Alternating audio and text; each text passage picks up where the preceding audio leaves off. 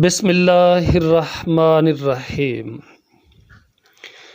اور لوگوں میں سے کچھ وہ بھی ہیں جو کہتے ہیں کہ ہم اللہ تعالیٰ اور آخرت کے دن پر ایمان لائے، حالانکہ وہ ہرگز ایمان لانے والے نہیں۔ وہ اللہ تعالیٰ کو دھوکہ دیتے ہیں اور ان لوگوں کو جو ایمان لائے، حالانکہ وہ اپنی جانوں کے سوا کسی کو دھوکہ نہیں دے رہے اور وہ شعور نہیں رکھتے۔ ان کے دلوں میں ہی ایک بیماری ہے تو اللہ تعالیٰ نے ان کو بیماری میں زیادہ کر دیا اور ان کے لیے دردناک عذاب ہے، اس وجہ سے کہ وہ جھوٹ بولتے تھے۔ اور جب ان سے کہا جاتا ہے کہ زمین میں فساد نہ پھیلاؤ تو وہ کہتے ہیں کہ یقیناً ہم اصلاح کرنے والے ہیں۔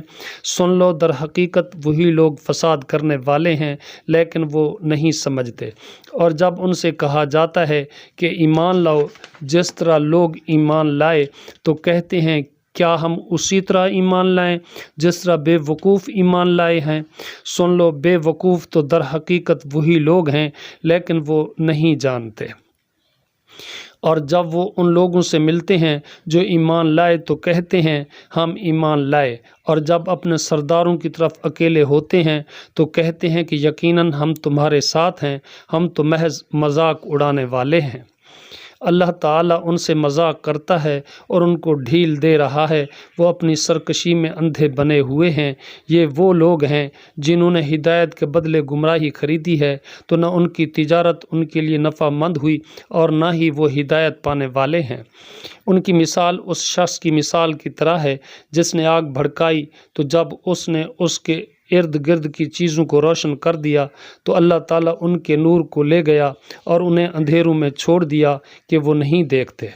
وہ بہرے ہیں، گونگے ہیں، اندھے ہیں، سو وہ نہیں پلٹتے۔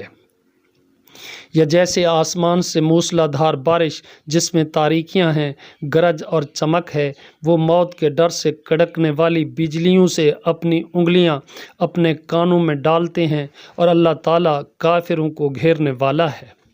قریب ہے کہ بجلی ان کی نگاہیں اچک لے، جب کبھی ان کے لیے روشنی کرتی ہے تو وہ اس میں چل پڑتے ہیں، اور جب ان کے لیے اندھیرا کرتی ہے تو وہ کھڑے ہو جاتے ہیں۔ اور اگر اللہ تعالیٰ چاہتا تو ضرور ان کی سماعت اور ان کی بصارت کو لے جاتا۔ یقیناً اللہ تعالیٰ ہر چیز پر پوری قدرت رکھنے والا ہے۔